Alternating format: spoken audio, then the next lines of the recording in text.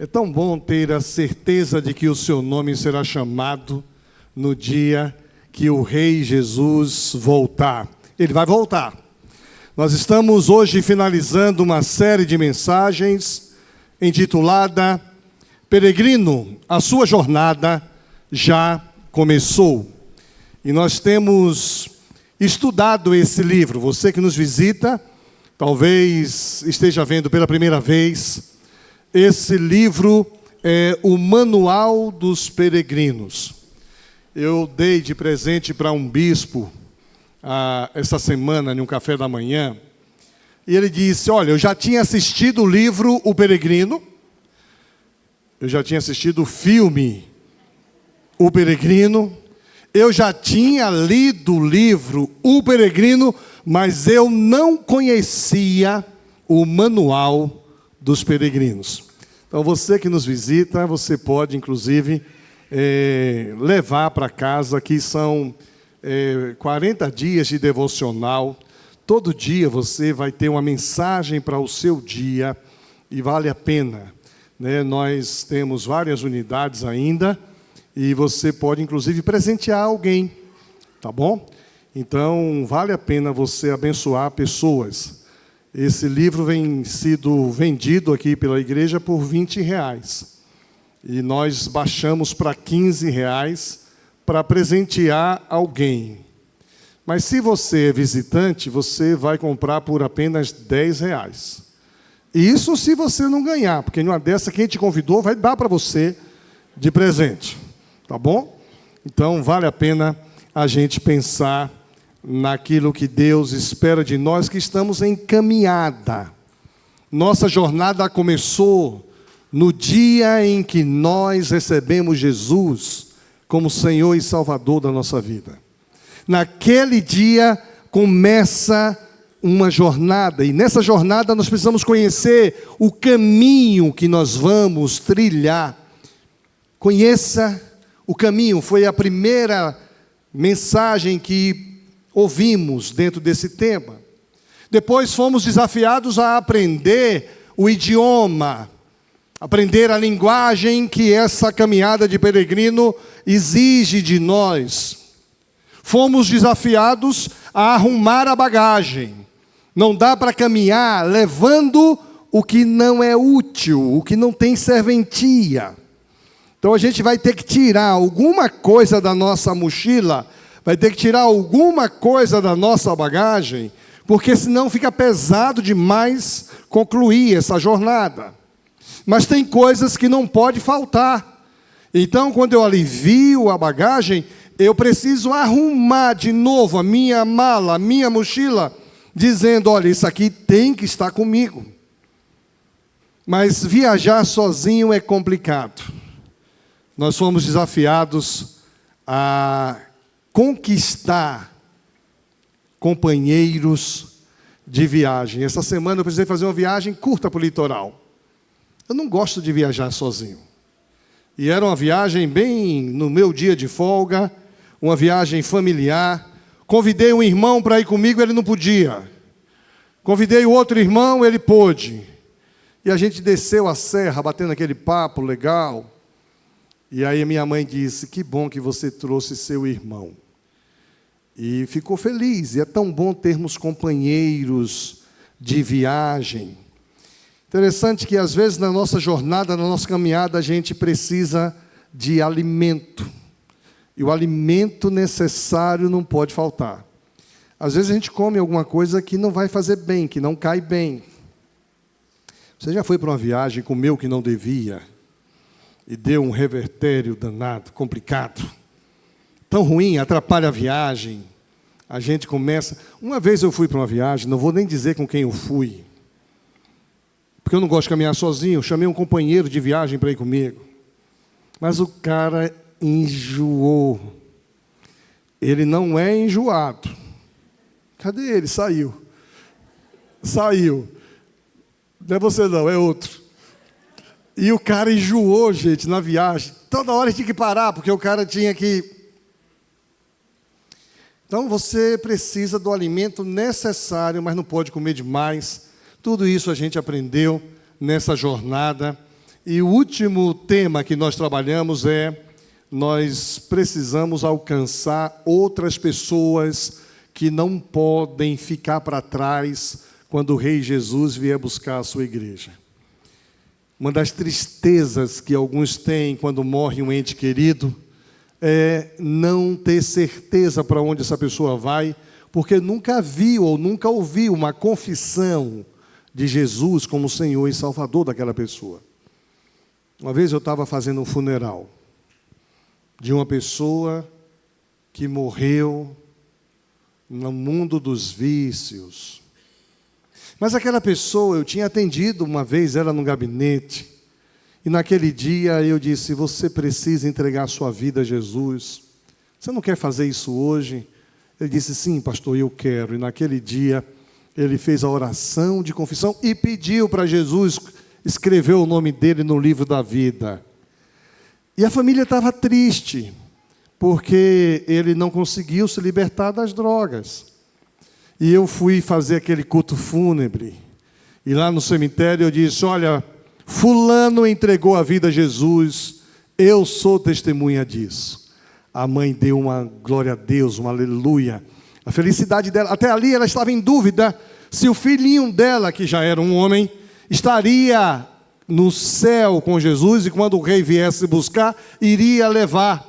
E eu disse: olha, eu sou testemunha. Ele entregou a vida a Jesus, confessou os seus pecados, pediu para Jesus escrever o nome dele no livro da vida, e ele então se encontrará conosco quando Jesus vier buscar a sua igreja. Convide outros.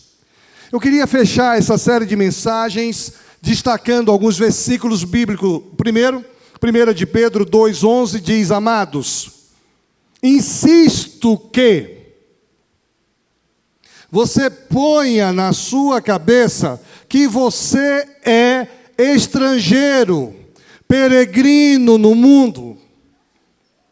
Você não é do mundo, você está no mundo.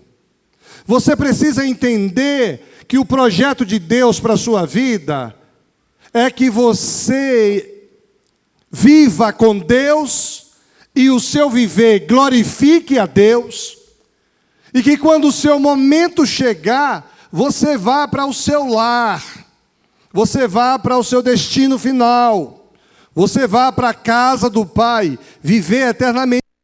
Eu ensino que, como estrangeiros e peregrinos no mundo, vocês se abstenham dos desejos carnais que guerreiam contra a alma. Quando a gente faz esse momento de contrição, de olhar para dentro, é um momento para a gente se abster dos desejos carnais que guerreiam dentro de nós. Assim como um peregrino em uma jornada, somos chamados a viver uma vida de testemunho. As pessoas precisam olhar para nós e dizer: tem algo diferente nessa pessoa. Essa mulher é diferente, esse jovem é diferente, esse homem é diferente. Quando a gente dá testemunho de que os valores de Cristo Jesus fazem parte dos nossos valores, as pessoas percebem.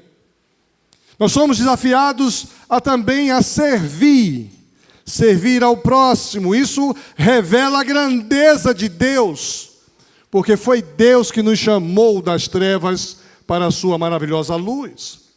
Que nós possamos abraçar essa identidade. Nós vamos parar de falar, como o pastor Nildo falou hoje pela manhã, de peregrino, mas estará sempre falando, porque o tema do ano vai ser isso. Que você possa abraçar essa identidade como peregrino nesta terra, vivendo com esperança, santidade e fé, enquanto aguardamos a nossa pátria celestial. Encontro de Mulheres vai ter um testemunho extraordinário de um homem que eu diria que morreu. E quando ele foi entrar no céu, alguém disse: você não vai entrar. Pastor Erickson vai estar conosco na semana dia 15? 16. Segunda-feira que vem, agora é os homens. E o pastor Érico vai trazer uma palavra para as mulheres, vai contar aquele testemunho. Dia 15. Serão vagas limitadas. Vocês precisam fazer inscrições pelo aplicativo. Mas ele disse que chegou na porta do céu. E ele disse que o céu era mais lindo do que tudo que ele imaginava. E ele conta isso, gente, de uma maneira extraordinária. E disse que ele, quando foi entrar, alguém que estava na porta, aí você não vai saber quem é alguém. Não sei se é São Pedro. Não sei se é o chaveiro. Não vou dar spoiler não, hein? Aí alguém disse assim, você não vai entrar. Aí, quem quiser saber o restante, dia 15, aqui, no Encontro de Mulheres, ele vai contar esse testemunho. E depois ele volta. Não vou dizer mais nada. Nós ansiamos a volta de Jesus, a gente ansia entrar na Nova Jerusalém. Especialmente quando a gente passa momentos de dificuldade, de tristeza, de chateação, de doença. A gente que tem a certeza da salvação quer que Jesus nos leve logo. Né? Eu visitei essa semana uma pessoa, e ela está doente na cama, e a mulher disse, pastor, ele falou hoje o dia inteiro que quer morrer, quer ir para a glória. E eu falei, hoje eu vou fazer oração, vou mandar ele para a glória. Falei, e aí, rapaz, você quer ir para a glória hoje? Disse, não, pastor, está tão bom aqui. É sempre assim. Ele reclama, faz chantagem emocional com a mulher, e às vezes me manda chamar lá. Chama o pastor aqui para ele orar, para ir para a glória. E eu já orei, e alguns já foram, viu? Então, se você quiser ir para a glória, me chame. Às vezes o casamento está ruim, a Bíblia diz que você jurou até que a morte separe. Então, se o casamento está ruim, diz assim, pastor, vem cá orar, porque o meu casamento ruim, a Bíblia diz que só até que a morte separe. Aí eu vou lá orar para Deus levar você para que o seu cônjuge fique à vontade aí até que a morte separe. Porque tem gente que pensa que eu vou orar pelo outro. Ele toma a iniciativa de vir reclamar, pensa que eu vou orar pelo outro. Eu vou orar exatamente porque me chamou. Deus leva ele porque ele quer se separar. Mas nós ansiamos a volta de Jesus. Pedro nos lembra que nós, como cristãos, somos peregrinos neste mundo.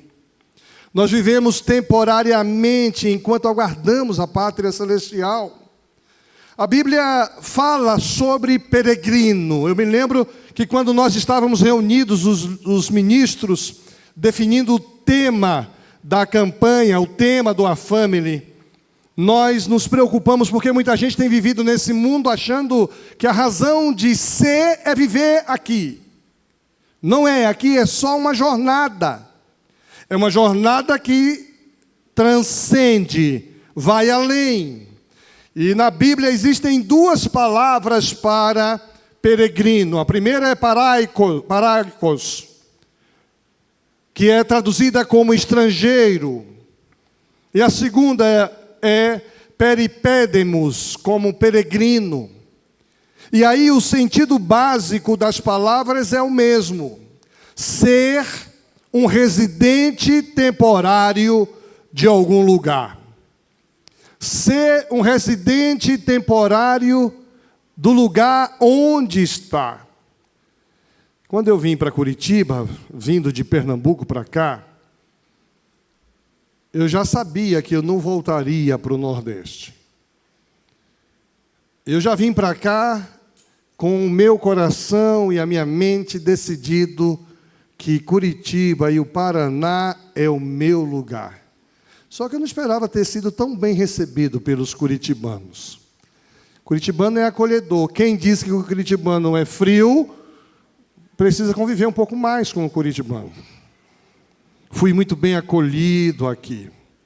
Eu não sou mais lá de cima. Às vezes eu sou convidado para lá.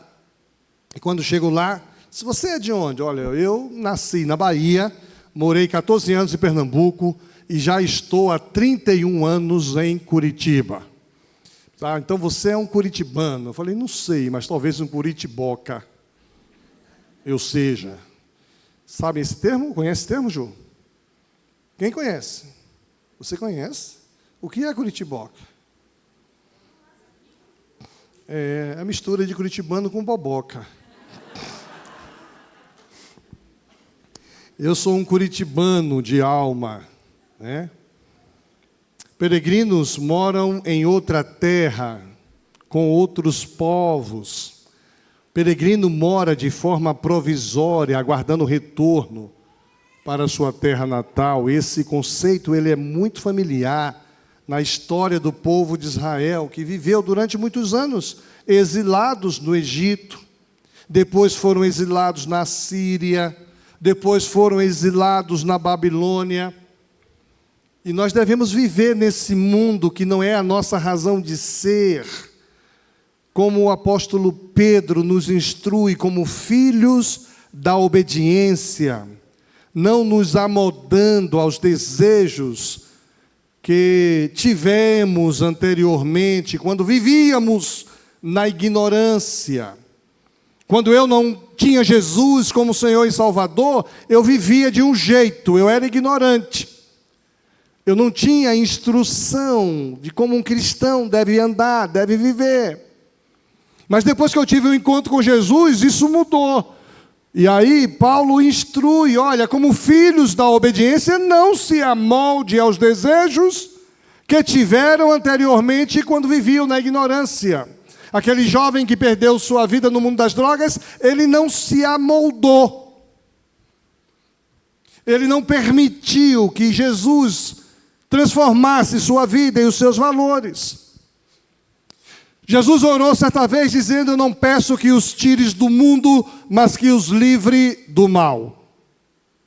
Essa expressão mundo é uma expressão que nós, crentes, que estudamos a Bíblia, compreendemos muito bem. O não crente não entende o que é mundo. E o Novo Testamento, a palavra mundo, possui vários significados. O primeiro deles, mundo é o universo, de forma ampla. Paulo, escrevendo lá em Atos 17, diz, o Deus que fez o mundo. O outro conceito é que mundo é a terra onde os homens habitam. Não é o universo, é onde os homens vivem. Em Mateus 4:8, diz que o diabo levou Jesus a um monte muito alto e mostrou-lhe todos os reinos do mundo. A terra onde os homens habitam. Terceiro conceito de mundo é o sistema de vida anti-Deus. Um sistema de vida que joga e combate a fé cristã. Esse sistema de vida é dominado, controlado por Satanás e por seus agentes. Está lá em João 7. O mundo não pode odiá-los, mas a mim ele odeia. O mundo odeia a Jesus e expressa o ódio a Jesus aos cristãos, porque eu os acuso do mal. Todo esforço que o mundo secularizado tem feito para atingir a Deus, dizer que Deus não existe, oprimir os cristãos. Nós nunca sofremos tanta perseguição como estamos sofrendo hoje. As outras religiões podem se expressar, o cristianismo não pode. As outras religiões são conceitos culturais, o cristianismo não é. Nas outras religiões, eles recebem verbas, recebem subsídios culturais, o cristianismo não pode, e na verdade nós nem queremos. Nós não precisamos. Mas a mídia televisiva detona os cristãos. Essa semana uma pessoa foi presa. Como outras pessoas são presas, ninguém nunca diz qual a religião da pessoa que é presa. Mas se o cara é cristão e é pastor, qual a igreja de fulano que foi preso? Ainda não está provado se ele é condenado ou não, se de fato ele merece prisão ou não, porque preso todo mundo pode ser. Eu já disse que vocês se preparem, que daqui a pouco eu serei preso. E não estou brincando, não. Basta o pessoal buscar cultos anteriores que vão ver aqui criticando alguns poderes, já mandam me prender. E qual é a igreja de fulano? Só porque é um membro de uma igreja batista. Mas se fez o mal, tem que ser preso mesmo. Se cometeu crime, tem que pagar, tem que ir a julgamento. Esse sistema anti-Deus está em operação no mundo. Esse sistema anti-Deus está em operação nas religiões. Esse sistema anti-Deus está em operação na mídia. E a gente já foi alertado disso. Por que eu vou me escandalizar? Por que eu vou ficar revoltado quando se voltarem contra Cristo e a sua igreja? Isso foi anunciado. Por isso o apóstolo Pedro vai dizendo que neste mundo nós somos forasteiros aqui. Esse sistema de vida anti-Deus que Jesus denuncia em João 7,7. O apóstolo Paulo referenda em Efésios 2,2. Naquele tempo vocês seguiam o mau caminho deste mundo. Eu tenho acompanhado a vida de pessoas que foram nascidas na igreja, criadas na igreja e foram cooptadas pelo sistema anti-Deus. Estão vivendo a vida no prazer da sua existência. E são pessoas que estão sofrendo muito porque não conseguem ter realização. Um outro sentido da palavra mundo que o Novo Testamento nos traz é aqueles que ainda não são salvos. Aqueles que ainda não entregaram suas vidas a Jesus. O apóstolo Paulo, em 1 Coríntios 6,2, diz: será que vocês não sabem que o povo de Deus julgará o mundo? O povo de Deus é diferente de quem ainda não entregou sua vida a Jesus. E eu não estou falando de religião, não. Tem gente na Igreja Batista que nunca entregou a vida a Jesus. É do mundo. É mundano. Precisa de conversão. Precisa confessar Jesus. Mas a Bíblia também aponta no Novo Testamento a palavra mundo como sendo a população mundial. Em João 3,16 diz: porque Deus amou o mundo, a população mundial. Porque Deus amou o mundo de tal maneira que deu seu Filho unigênito, para que todo aquele que nele crê não pereça, mas tenha a vida eterna. Agora, como o cristão deve se relacionar com o mundo? Eu achei essa parte muito importante, não sei se está aí na nossa projeção, como o cristão deve se relacionar com o mundo. E aqui vão alguns exemplos. Primeiro, o cristão deve amar o mundo como a criação de Deus. Por que a gente gosta tanto de viver aqui? Por que a gente gosta tanto de subir uma montanha, contemplar um pôr do sol, observar uma flor, ver os lírios do campo? Porque isso tudo foi Deus que fez. Nós devemos amar o mundo. Ontem, eu estava em algum lugar e um inseto subia as paredes da casa onde eu estava. Um inseto estranho. Falei, o que é aquilo? Aí o pessoal olhou, disse: é um inseto, é a natureza criada por Deus. Quem tem fobia, mata. Mas cada inseto tem a sua importância. Como é bom. Um dia eu vi um vídeo falando sobre a lagartixa. Vocês viram esse negócio? Uma casa que tinha, hein, bióloga? Falei de você essa semana. Essa aí mora com uma jiboia. Tem uma jiboia em casa. Se eu pedir para você trazer a sua jiboia para o culto, você traz um dia? Traz? Eu ouvi uma história bonita em um pequeno grupo. Alguém como você criava uma jiboia. E aí a jiboia foi crescendo devagarinho. Aí, de repente, a jiboia dormia sempre com o dono da jiboia. Só que a jiboia dormia enroladinha assim. Aí, um dia, a jiboia cresceu, e começou a dormir do lado da pessoa reta, como se fosse um homem dormindo. E levaram, então, para o biólogo para saber o que era aquilo. Olha, já por 3 vezes ela sobe na minha cama, deita comigo, e ela fica assim, rente comigo. Você sabe o que significa isso? Aí disse, é porque ela já está crescendo, ela está medindo se você cabe dentro dela.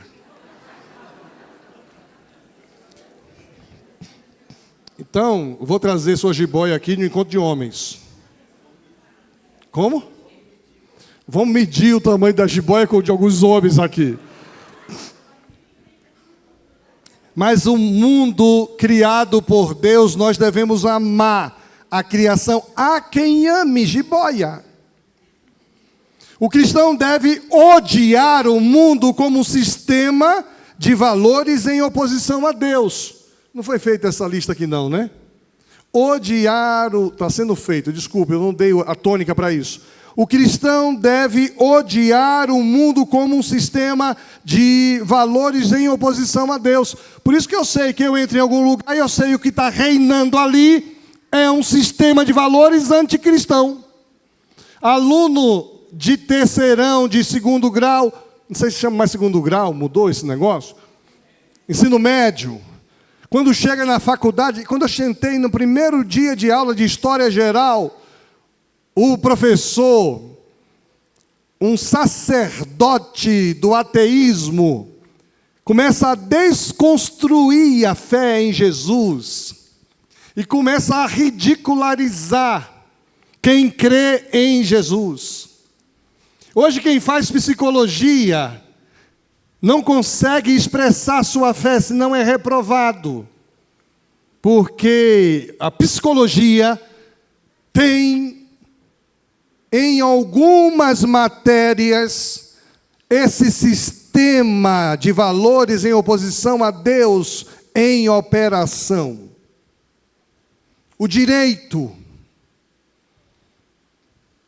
Eu vi essa semana um médico frustrado porque no país onde ele vivia, ele era obrigado a fazer cirurgia que ele não acreditava. A frustração, um médico que foi feito para trazer vida, está mutilando pessoas e depois as pessoas o procuram para reversão depois da mutilação. Sistema de valores em oposição a Deus. O cristão deve pregar o evangelho ao mundo. Pregar o evangelho àqueles que ainda não entregaram suas vidas a Jesus, porque Jesus os ama. O cristão deve ter em mente que Deus ama o mundo enquanto população mundial, porque Deus amou o mundo de tal maneira que deu o seu Filho. Deus ama todo homem, toda mulher, todo jovem, toda criança.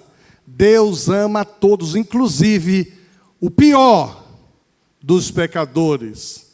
Jesus ama.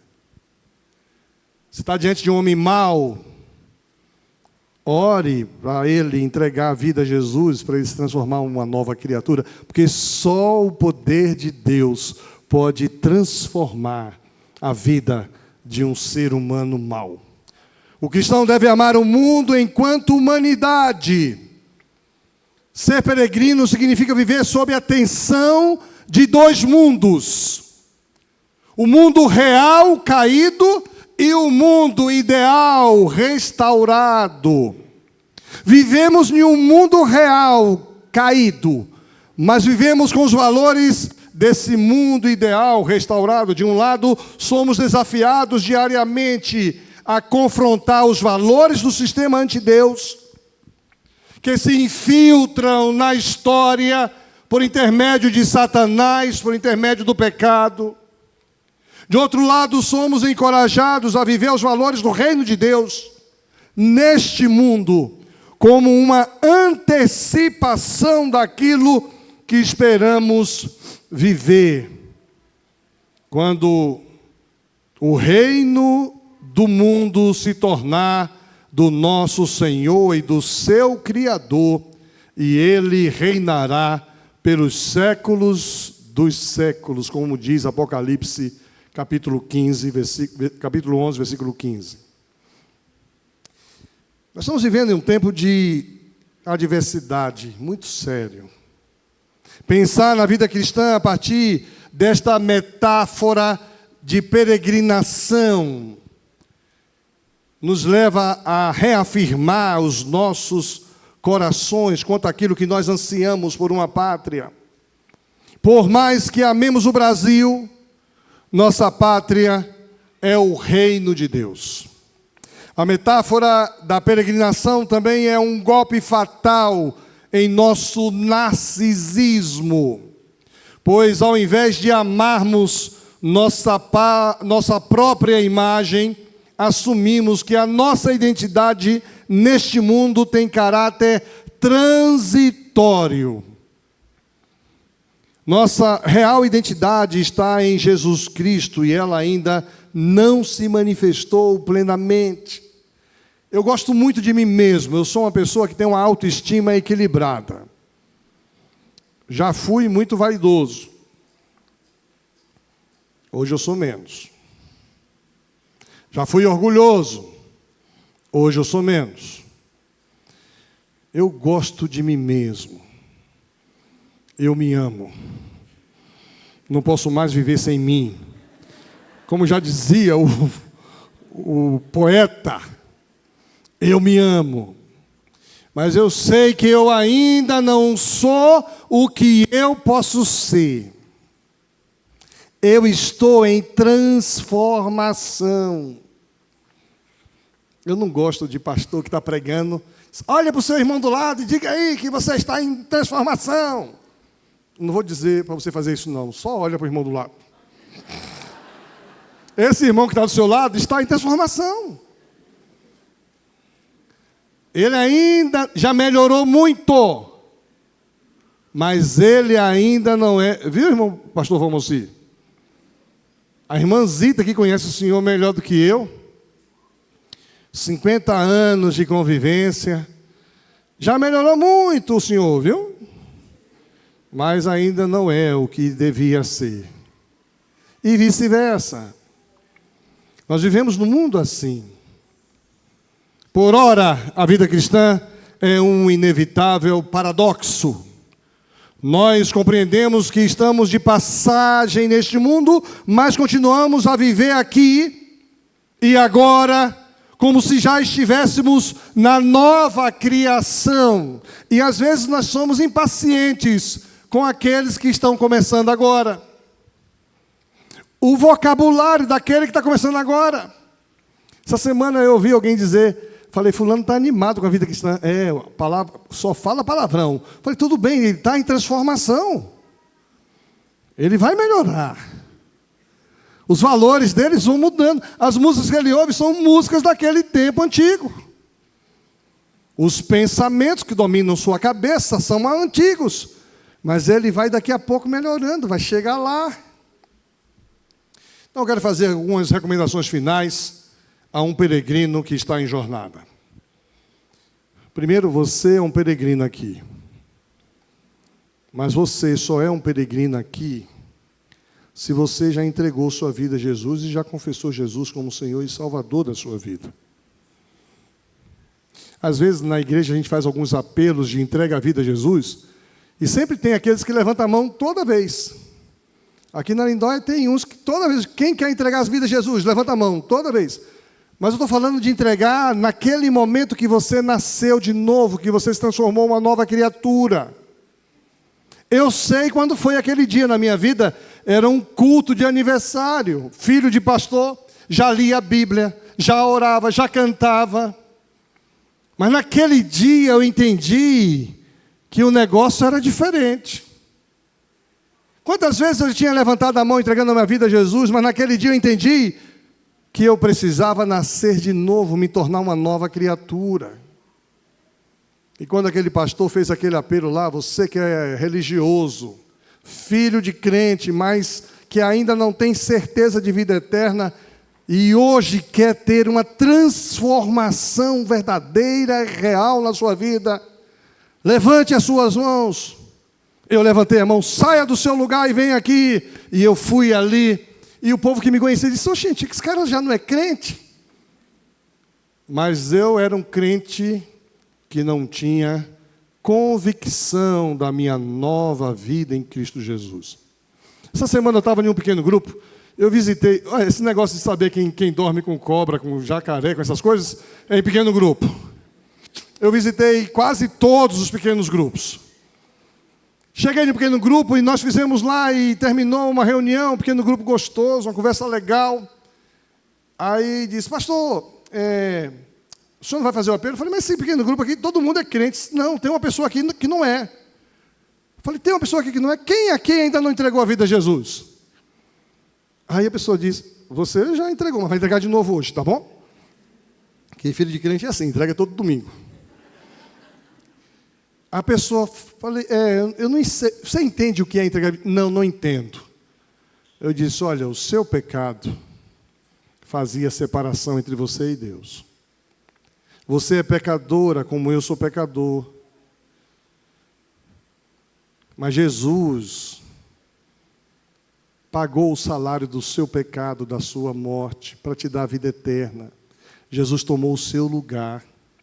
A Bíblia diz: "Mas a todos quantos o receberam, deu-lhes o poder de serem feitos filhos de Deus." Você precisa receber Jesus agora como Salvador.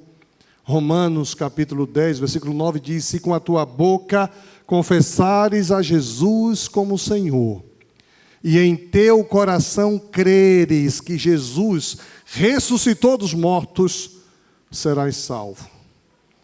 Você entendeu isso? Eu disse: "Entendi."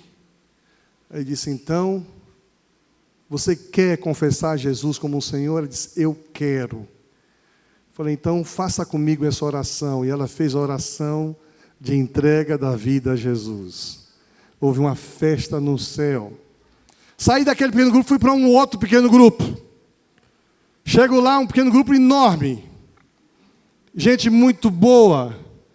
Aí chego fazendo aquela bagunça que eu sempre chego. E aí o pessoal ansioso para comer churrasco. Eu nunca vi crente. Crente não bebe, mas o que come é um negócio sério.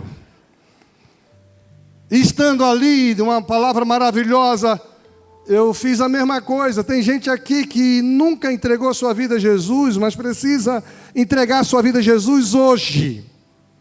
Hoje precisa sair desse lugar com certeza de vida eterna, de salvação.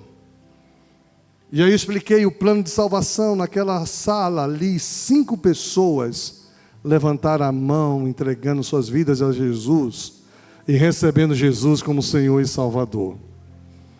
Eu tenho algumas recomendações aos peregrinos, mas eu só posso fazer se você tiver consciência de que você é um peregrino nesse mundo. E só é peregrino nesse mundo quem entregar a vida a Jesus e quem com a sua boca confessar Jesus como Senhor e em seu coração crer que Jesus ressuscitou dos mortos, venceu a morte. Por isso eu vou fazer esse apelo hoje, você que está aqui. Talvez você frequente a Igreja Batista durante muitos anos. Talvez você frequente uma outra igreja. Mas você não tem certeza de salvação. Veja bem. Se Jesus vier buscar a sua igreja, você não sabe se você vai com Ele. Você ainda não possui o seu nome escrito no livro da vida. Você nunca pediu para o Senhor escrever o seu nome no livro da vida.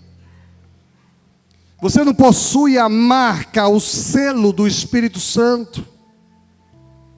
Você nunca confessou Jesus com a sua boca, dizendo: Senhor Jesus, reconheço que sou o pecador. E nesta noite, Eu quero declarar que Jesus Cristo é Senhor da minha vida. Nessa noite, eu quero declarar que creio que Jesus ressuscitou dos mortos. Nessa noite, eu quero pedir que o Senhor escreva o meu nome no livro da vida. A gente fica um pouco constrangido, envergonhado.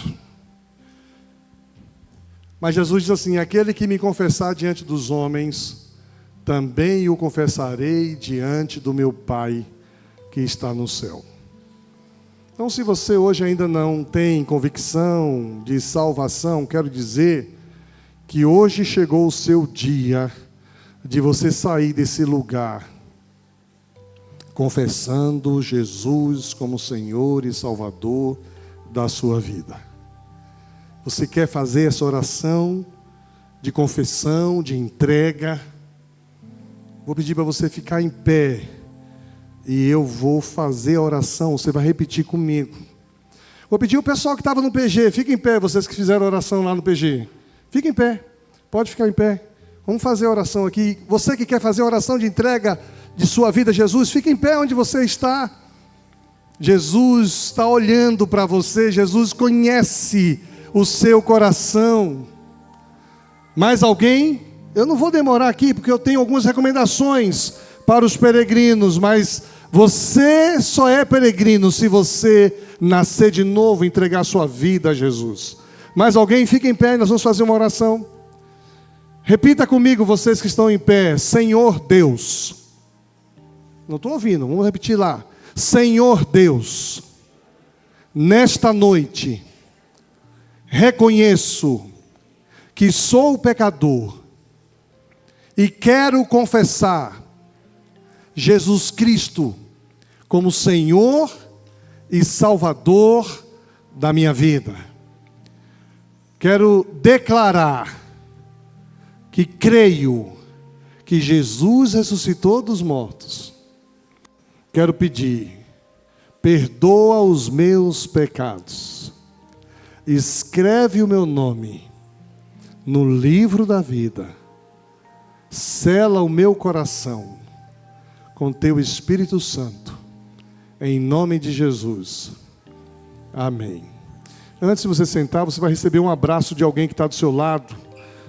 Abraça aí, que essa é uma decisão maravilhosa. Sua vida é uma nova vida. A partir de hoje você tem uma identidade. Você é peregrino nesse mundo. Pode sentar. Agora as recomendações finais a um peregrino em jornada. Agora vamos lá, anota isso aí que eu vou correr. Isso aqui tudo foi introdução do sermão. Mas eu não posso pregar outro dia, tem que pregar agora. O texto de hoje está aqui, ó, leia comigo.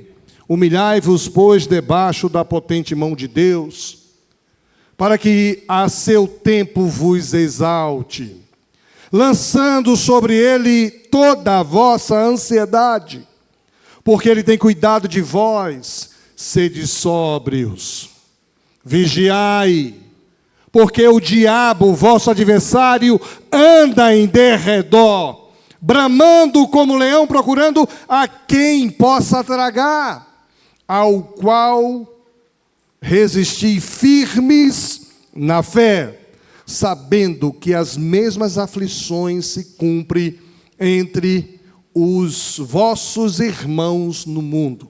Nós temos certeza de salvação, nós temos agora perdão dos pecados, nosso nome inscrito no livro da vida, podemos sair daqui agora até um piripaque, porque a gente vai com Jesus, dor de cabeça para quem fica. Quando Jesus vier buscar a sua igreja, Ele vai nos levar e quem fica vai sofrer. Quais são as recomendações a você, peregrino, nessa jornada? Em primeiro lugar, precisamos de humilhação embaixo da potente mão de Deus. A humildade não é apenas uma virtude, mas uma postura fundamental na vida cristã. Todo cristão precisa ser humilde. E se você não é humilde, você precisa crescer. Faça como eu, peça a Deus humildade que Deus dá. Segunda recomendação a você, peregrino. Você precisa lançar fora toda a ansiedade. Deus tem controle sobre sua vida. Deus sabe o que vai acontecer amanhã. Deus sabe o que vai acontecer a semana que vem. Deus sabe o que vai acontecer no ano que vem, ou 10 anos na frente. Lance sobre Deus a sua ansiedade. Tem gente que é ansioso por natureza, todos nós somos. Mas Pedro diz que o peregrino precisa lançar sua ansiedade sobre Deus. Terceira recomendação: vigie. Vigie. Resista contra o inimigo. A gente não gosta nem de ouvir o nome de Satanás, né? Pastor, não fala esse nome não, está na Bíblia. Satanás, o diabo, o vosso adversário, está ao derredor. Mas quem é peregrino tem ao seu redor o anjo do Senhor. O Salmo diz: o anjo do Senhor acampa-se ao redor dos que o temem e os livra.